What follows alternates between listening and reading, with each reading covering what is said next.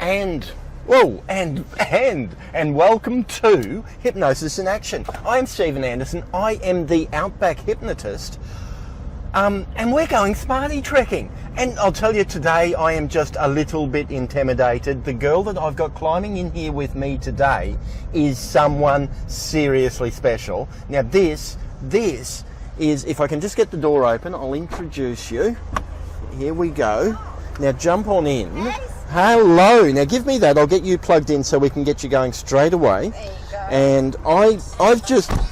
Oh, what's happened there? That's just my phone going off. Sorry, guys. It does that, doesn't it? Okay, so we're going to go Smartie trekking. Are you ready? I've only half introduced you. Will you introduce yourself, please, to this entire audience? Hey, I'm Emma Parsons, and I am the Life Architect. The Life Architect. Yes. Oh, we're having fun with that, aren't we? Oh my God, that's what you have when you have children. It is.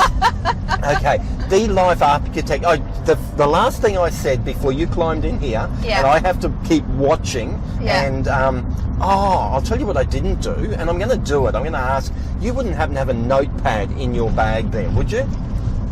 No. No. No, I don't. Okay, then I hope you got a really good memory. Because I've found one thing about this show is Yep. that my memory, I was telling you before, I'm a dyslexic, and Yeah. that's where it shows up in my memory. It's just that's atrocious. okay. Don't worry. Okay, so the reason for Hypnosis in Action, the reason for us going Smartie trekking is because I believe it's a fact that we are all hypnotising ourselves Yeah. every day. Absolutely. The problem is Yeah. that most people Yeah. are doing it the wrong way. Okay? Yeah. And they're hypnotising themselves to believe that they can't do what it is that they really can do. Absolutely. 100%. So the last thing I said before you climbed in the car was that I'm just feeling a little bit intimidated today. Powerful women do that to me because you do what I do. Now, you don't call yourself a hypnotist because No. it is really a bit of a dirty word, isn't it? Well, people think they're gonna start like doing chicken noises or something. Which only occasionally happens. Yeah, only if they're really resisting. Yes. But you do what I do, and Yeah. you do it mainly with other powerful women. Yes, I do. I Okay. do.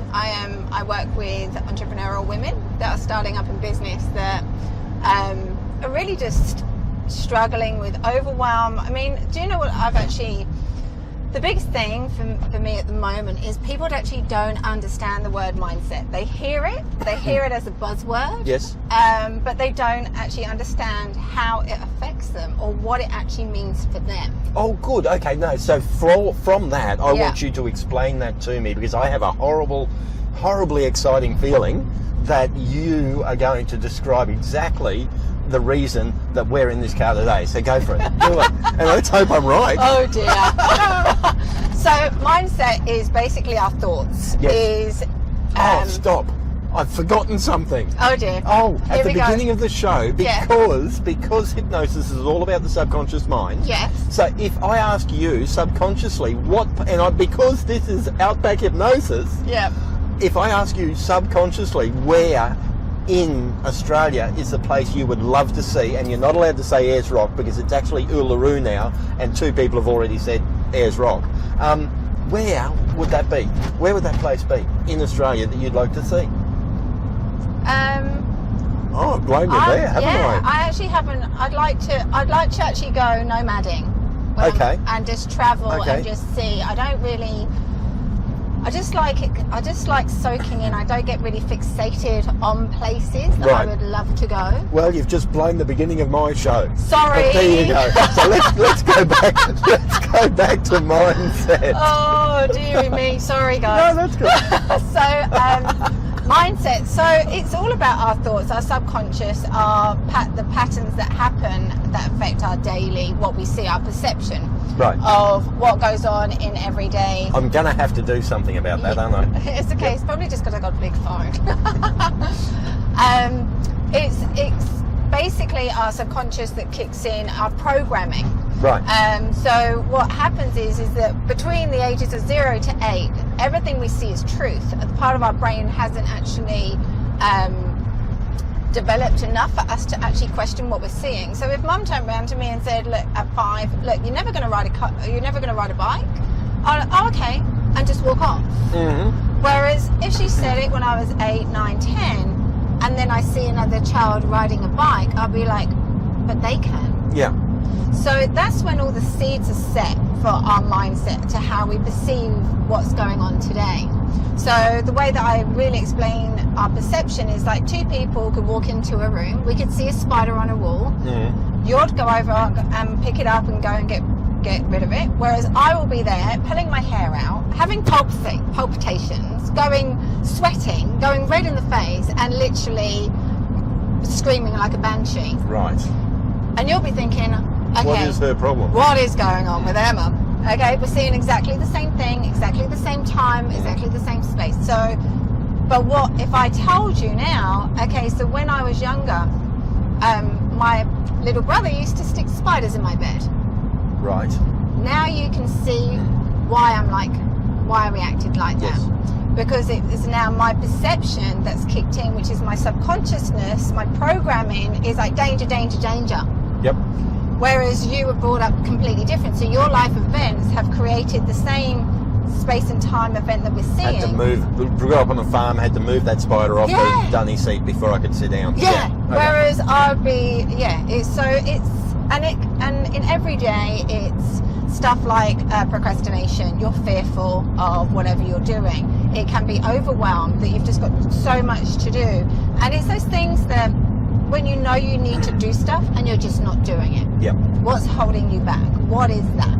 And that is Why mindset. you're feeling stuck. Yeah. Okay. And that is mindset. That is your subconscious. That is your programming kicking in and literally overriding your consciousness. So it's like, you know, for instance, if I say, okay, right, I'm going to be a millionaire, and I say it, and my subconsciousness is going, yes, we're going to be a millionaire.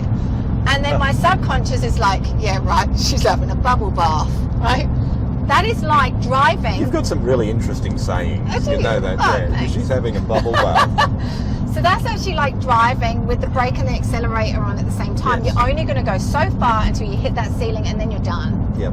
And until you break through that mindset, until you actually align your subconsciousness with your consciousness, they're not going to play together. And you're not going to be able to succeed to where you want to be. So it's really aligning your subconsciousness with your consciousness so that you can actually succeed and do the things that you want to do. So there you go. So there you go. That's a bit of a mindset in a bubble, in a bit of a blub. A bubble bath. So I was right. You and I are speaking exactly the same language, just using totally different words, just like someone's conscious and subconscious mind. Yes. Where I say you're hypnotising yourself every day, that's your subconscious reinforcing the fact that you can or can't do whatever it is you can or can't do. Yeah. Right? Absolutely. Okay, so we've worked out that we're talking the same language. My goal and my aim here today is to work out what it is within you, because I've been told by some people I know that you're a pretty impressive lady, and you've got some pretty hairy, audacious goals, and that's a term I learned yesterday or the day before. How do you spell that? Hairy, H-A-I-R-Y. Look, I notice hair, okay? And so now we need to work out what it is that you're doing to hypnotise yourself every day to be able to grow in the way you've grown over the last little while and are continuing to grow and grow each day. Yeah, yeah, absolutely. So there's a few things I do. I meditate twice a day. Right. Religiously. Okay. And that connects. I'm very conscious living. I'm very about living in alignment, not living a dictatorship. So that means you need to connect back to who you are. And so by meditating, that brings me to who I am. Right. And in the morning, I meditate, and then when I come out of meditation, I don't do anything. I literally ask a question. Okay. What are the 3 most important things for me to do today to get me closer to my higher purpose? Right. what are the 3 most important things for me to do today Yep. to get me closer to my higher purpose. Yeah. So this is where I would right now be asking you to jot that down, because that's number 1. That's the number 1 thing that you do that's different. Yeah. Is that. Yeah. Not so much the meditating, but the fact that you add intent Yeah. to that meditation. Yeah, and the thing is that it's so clear. Because that is primarily my main to-do list. Those 3 things. Yep. So even if I don't do anything else apart from those three things, that has brought me closer. And because I've not been on social media, I've not spoken to the children, I've not done anything, I've not spoken to anyone. It is pure information. Right. Pure information from source. Pure information from source. You like that one? I do like that one. So yeah, so that's what I do. That's the first thing I do every morning. And then I don't do failure. You don't do failure? Don't do failure. Failure does not exist in my world. Right. Okay. I look at it as opportunities. I look at it as feedback. And I use it as leverage to move further on. So, for instance, if I'm sitting there and something comes up and I start getting a bit uncomfortable, or sitting there and I'm like, oh, I don't want to do that, I look at what's actually coming up for me. What emotions are bringing up? What's coming up? What does this mean for me? Because it's not what I'm doing that's the problem. It's why it's a problem for me, which then goes back to my subconsciousness. Okay. So there's number 2. Number one was about the intent. Number 2 is when you are feeling uncomfortable, you take notice of that feeling. Yes, absolutely. And I'm taking what you just said to mean that you actually change it. Yes. You change it into something. Maybe you change it into a different feeling, or you change the way you're thinking about that feeling. Yeah. Okay. So I grow. I take every single opportunity to grow, because if you don't grow, you're still standing still and you're not going to change anything. So if you have these big, massive goals in life, but you're not changing, it's not even improving. It's choosing a different way. It's not.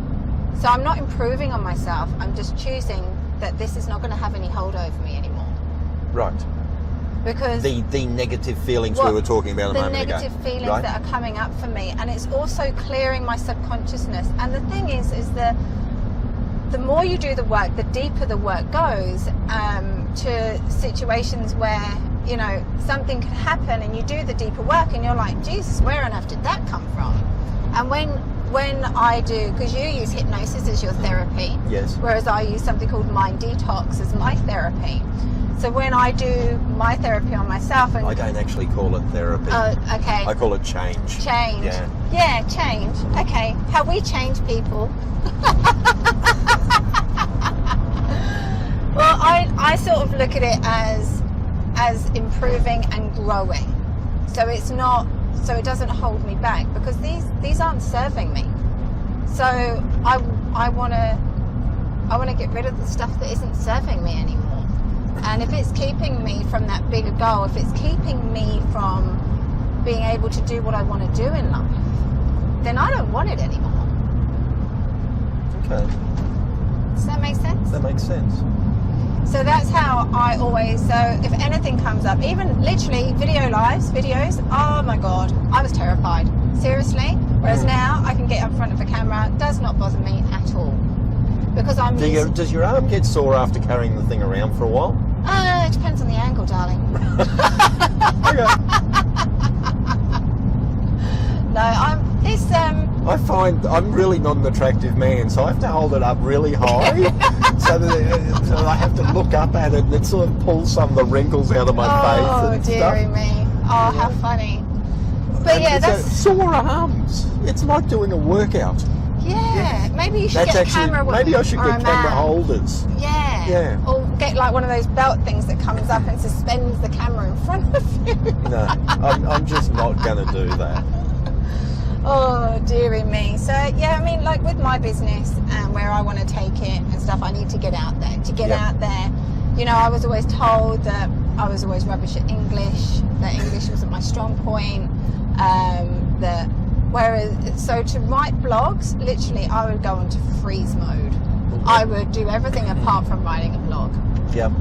I came from corporate, so everything had to be perfect. Everything had to be spot on. And because I was in a male industry, I had to literally look so far outside the box to make myself stand out. So all of these, although they were good in the role that I was playing in corporate, they're no good in running a business. If you have to get everything perfect, you're never going to do anything. You'll never get anything done. No. Ooh. So perfectionism. Ooh, will that be number 3? Perfectionism. Get rid of it. It's overrated. Seriously. What did you say again? You said if you have to get everything perfect, you'd never get anything done. Yeah. Okay. Yeah. I like that. Perfect is overrated.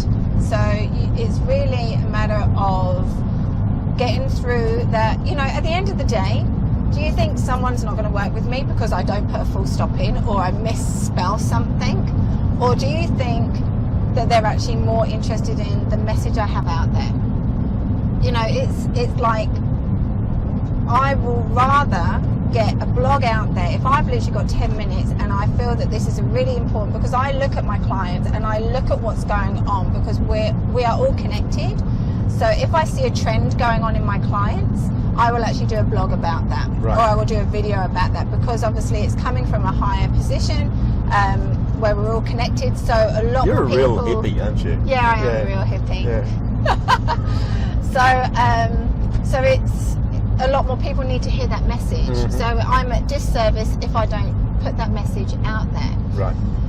So whether that be video or whether that be a blog, it doesn't matter. I will literally just put it out there, and I won't worry about whether it's perfect anymore, because for someone to hear the message and to grow from that is far more important for me than to me to get that post perfect. Okay. And at the end of the day, if someone doesn't like what I'm doing, or if someone is a particular perfectionist and they just don't like the way I do my posts and don't like the way I do my videos, then they're not my tribe, and that's okay.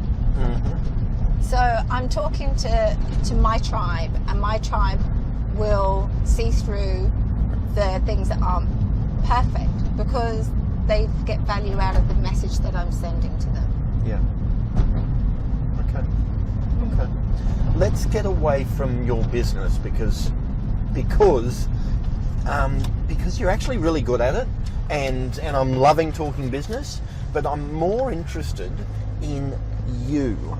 Okay. And scary. how you wandered your way to where you are right now. You said you came out of corporate. Yeah. Okay. What does that mean? Because I don't know. I've had some people say to me that they've come out of corporate and they were a bank teller. You know, and so tell me, what does that mean? Okay, so I was a project manager in tier 1 building companies in England. Right. Okay, what does tier 1 mean? That means Tier like high-rise buildings. Tier 1 is like the big construction companies, right.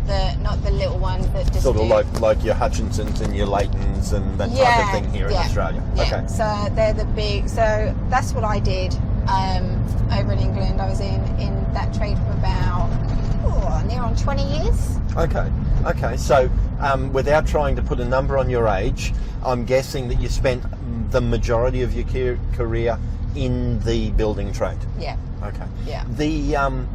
Well, why would someone who is obviously in a high power, in a highly, I'm guessing, paid position, wake up one morning and say, I think I might just go out and go into business. I might go and do something where 90% of people fail, where most of them get paid very little. How did you wake up and decide on that? Well, it's a bit of a story, to be honest. So 5 years ago, we came over to Australia. Okay, so before you start that story, can I just say to you, you know how you were not sure where in Australia you would like to go. Yeah. I'm just pointing out that I have brought you right this moment to one of the most spectacular places on this country, and that is the top of Mount Tambourine on the Gold Coast hinterland. Absolutely. Okay? And I love it up here. And it's gorgeous. And it is. And we've got a castle there. It's a bit of a fake castle, but it's a castle. It has lots of liquor and wine in lots of liquor and wine.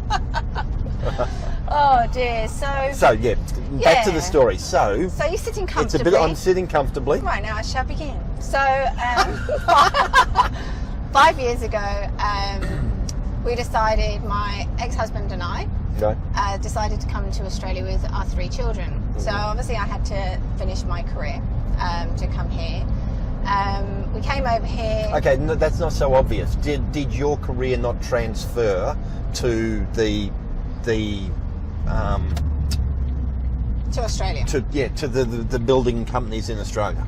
Yes, but no, because you see, the thing is, my husband had to work away from home, so he was in the mines. So he was 3 weeks away, 1 week at home, and that was quite tough on me and the kids. And so I stayed at home looking after the kids. Yep. And then what happened was, I can't keep still. I literally have to keep my mind moving. So I started up a little business of eyelash extensions and waxing. What else would you do coming out of the construction industry? I can't think of anything more appropriate. Oh, because I'm really good with my hands. Right.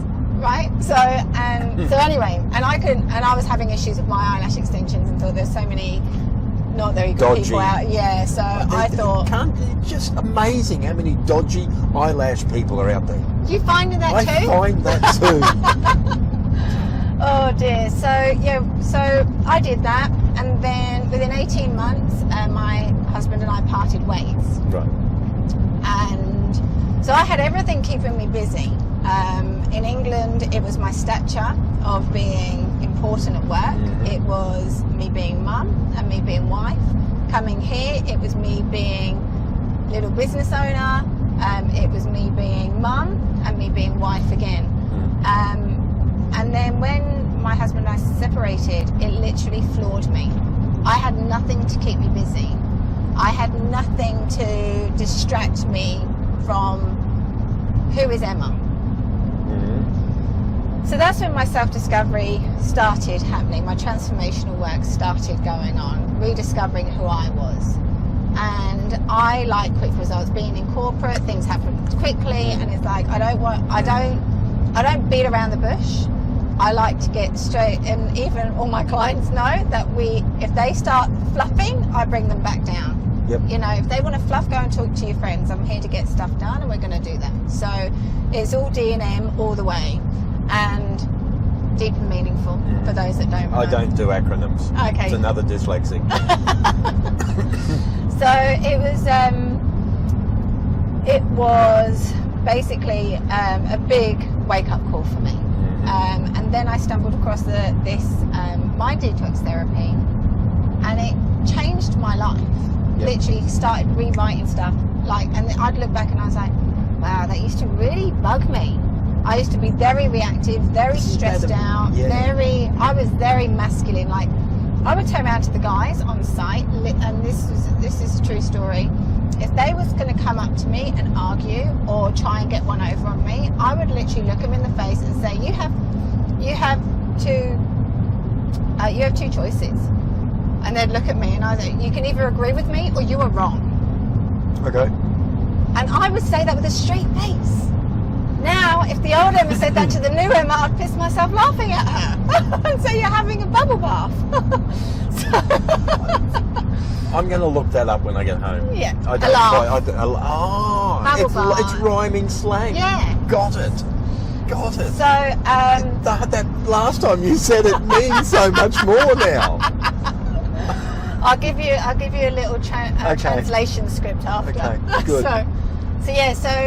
And then I started, and I thought, this is amazing work. I've got to get this out there. This has changed my life. I need to do it. So I started a business. And then a whole lot of other stuff started kicking up. Okay. And it was all mindset work again. Different mindset work. Same but different. So I started working on myself again. So, you know, I'd have sales fears, I'd have blocks, I'd be stuck, I'd be literally procrastination, being busy all day but actually doing nothing. Yes. And not getting anywhere very fast. So being a business owner, that had to change because I wasn't going to get anywhere. And my determination, my focus, my drive, that all came from being in corporate and being who I am. I put that to good use to who I am now, right, and to get my shit sorted. Okay. So that's how I got to where I am today. No, you've missed a step there somewhere. Have I? Yeah, I'm sure you have. You talk about, yes, I had the small business, the eyelash thing, Yeah. and then I had the divorce, Yeah. and then are you saying after divorce, to repair myself, I became a workaholic, because that's basically what a small business person is? Probably. No, it was the fact that I had learnt this skill and it had changed my life. Like, really, I mean, I've actually got one of my best friends. So you've been rescued, and now you're out to use that method to rescue others? Yeah. Okay. I've actually got one of my best friends coming over in January, and I'm actually going to get a reverse testimonial from them. Because they know who the old Emma was. Oh, really? Yeah. They knew who the old Emma was. They might not like you when they come over. No, they might be expecting the old Emma. I know, right? This is going to be fun. But they, you know, she's one of my besties, and they followed my journey and stuff, and you know, they're constantly sending me messages of, you know, that they're so proud of me and stuff. And it was like, and I thought, you know what, this is going to be a great way for people to understand where I was. Okay. Because even I was talking to one of my other friends, and I said, you know, I used to be all about control. Everything had to be controlled. Literally, like I remember my ex-husband coming home from BCF half an hour late. I had scheduled everything in that day. So he came home half an hour late. I lost my shit. Like, not just like, oh, you're late, you've ruined the day. I was like a banshee screaming at him as though he had literally just ruined my life. And I remember him looking at me as though to say, what the? Yeah. But that was me. It was all about control. Everything was about control with my life. And even when I talked to my friends, they were like, yeah, even like the control over your dogs. I used to feel sorry for your dogs. And I'm like, what? And she said, you know, everything had to be spot on. Everything had to be perfect. And it was even to a point of, you know, the kids getting to bed on time, because everything had to be run such a tight schedule. Like, I would leave the house, drop them off at childcare, go into London, come back, pick them up, give them dinner, put them to bed, open my laptop up, carry on working till 10 o'clock, went to bed and done the whole thing again. So if the kids were half an hour late, that meant I was half an hour late going to bed. Yep. So it was literally like OCD control. Okay. And how is that different now? How's that different now? I live in flow now. Anything that represents control, anything that represents dictatorship, I literally walk back from. Mm-hmm. Because I don't believe that is the way that we should be living. I believe that we should be living in flow to who we are, and to listen to what's going around, and what's coming to us, for us to really grow. And being like, society is all about dictatorship. You know, we live in fear for us to all be suppressed. And the thing is that, you know, even at school they get us to, you know, they're teaching us how they taught people bloody centuries ago. You know, and they're trying to put everyone in the same bloody box. There's a conversation I can't go into, because you'll have me up on my soapbox. I'll be up there with you. And if I'm up on my soapbox, I can't reach the steering wheel, and that could be dangerous. But I'm up there with you, and the thing is that there is no one box. Can you imagine a world where every single person lived through their hearts and did what they were good at doing? Money was not an issue. Stature was not an issue. nothing was an issue. You could just, I mean, the world would be such a better place. But society, we become very powerful when we live through our hearts. I've noticed that I am so much more powerful in my feminine energy to who I am today than what I ever was, having a high-paid, statured job, living in control, stressed out, and in society, to what I am now. Right. And even people energetically respond different to me now. And Okay, tell me how people respond to you now. I'm interested to know about that. apparently, this is what I've heard from other people that like watching people. Apparently I'm like a magnet. Right. People literally just come and are just drawn to me, and they just, like, I have people coming up to me and say, just don't stop talking. Just carry on talking. And I'm like, talk about what though? Well, it doesn't matter, because everything that comes out of your mouth is just inspirational. Everything that comes out of your mouth is purpose. Everything that comes out of your mouth is just empowering. And I'm like, really? Okay. So, and that's, it's, whereas before people would literally, I was like, when you get two magnets and you put them the wrong way, they repel each other. Yeah. It was like that before. People, I would walk on a building site and half the men would literally run away. And I actually remember one guy, his name was Richard, that I worked with in England. Old Dick. Pardon? I said old Dick. Yeah, old Dick. And I remember him saying something to me once, because he could see who I was. I was very vulnerable inside, and that's why I had this hard exterior. And I remember going into his office, and he could see me. And he said to me, Emma, why on earth do you not show people who you actually are, because they will love you? And I just told him to shut the up and walked out. But it's always stayed with me. Yeah. And now I show people who I am. I live through my heart. My heart is always open. And people they draw towards me. And I don't do it intentionally. All I want to do is see people succeed, see people be empowered, see people really live to their full potential and knock down those walls and those barriers. And I think that because I live through my heart and they see my vulnerable side, because I'm not afraid of showing that at all, it almost for them makes it be okay for them to do that too. Yeah. It's a safe place, and that's what I love, is people to be. And I've even got it on my Facebook page. Transformation is probably the hardest journey you'll ever go on, but you've got to be willing to be vulnerable and surrender. And it's powerful. It is so powerful. It's life changing, and I'm a product of that. Cool. Okay, so as we start to run towards the end of this little show, Yes. this is where we dissect Oh dear. and we work out what Emma Parsons is doing to hypnotise herself every day. And I've pointed out the first two, and the first one was not that you meditate, but you add an intention to that, and you take that intention and you work with it. Yeah. Then there was the second one, which you've now got to remind me of, because it's vanished from my mind, and we're climbing a hill here that Smartie's having trouble Do you want me getting to up. push? Could you do that? And the second...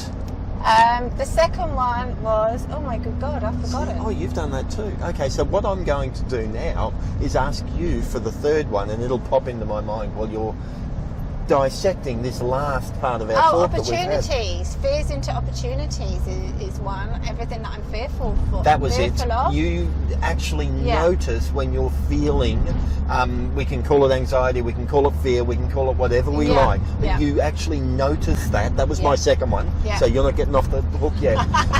So you notice those fears, and you either change them, or you change the meaning of them. Yes, absolutely. And that is serious hypnosis. Yeah. Now I'm going to ask you for the third. I'm going to ask you, because like I said right at the beginning, you do what I do. What is the third one Third one is literally perfectionism is overrated. Perfect. Yeah. And that is Just one thing. yeah. Literally, What was that little just quote of yours? That was a do it. perfect quote. What? If you're doing it perfectly, it never gets done. Oh or if yeah, you, if you're striving for perfection, it's never going to get done. right. Nothing's Okay. ever going to be perfect, because perception, what's perfect for you, is not going to be perfect for someone else. Perfect. Perfect. Okay, so the last thing. Yes. Can you point me towards another spectacular, preferably business owner, but not necessarily, someone who does what they do really well? Sports people sometimes are fabulous to have a yarn to. Someone you know that could really benefit. Oh. Weren't expecting that, were you? No, I wasn't. Someone that like someone that's up and coming, someone that I can see with potential. Someone that's up and coming, and to be perfect, I spoke to actually the girl who recommended you, young Casey Brignall. Oh really? Yes, Oh, she's and beautiful. I see her as an up and comer. Yeah. Yeah. Yeah. There's so many. I mean, there's so many. There's a couple that I can put you in contact, but I don't want to put it on here because. Oh, go on. No, because they're when they're ready, I will tell you. But they're not ready yet in launch mode. Once they've launched, I'm Right. more than happy to give you their name. They don't have to launch. We can. This can be a Gary V thing where we can Gary point V forward in time and say, Okay. "See, I told you." Okay. Well, I'll give you the names off screen anyway. Okay. No worries. And then Isabel. Isabel's wonderful. Isabel? Yeah. Okay. Isabel Wetton. She's a stylist, so she actually styles people to actually match their brand. All right. Yeah, she's actually amazing. I've worked with her. I've actually got a video on my Facebook page of her trying to. Rebrand you. No, just she was fixing me up for my video, but she was very hands-on. Oh. But no, she's a beautiful person, and she sees things. I mean, I walk into a shop now and I'm thinking, okay, Isabel would have that in her hand, and I look at the rest of the shop and I'm thinking, I have no idea what on earth could go with that. And you know, even her accessorizes and just her little words of So wisdom. she's a real girly girl. Yeah. Yeah? And she puts things together that you just would not put together. Well, I certainly wouldn't put together, or even think of putting together, but it works. And she's a beautiful person as well, and yeah, I think she's gonna go far. Cool. Then Isabel Wetton will get a call from me. Yes. High five. Awesome. Thank Thank you. you. It was great fun. Yeah, absolutely. See ya.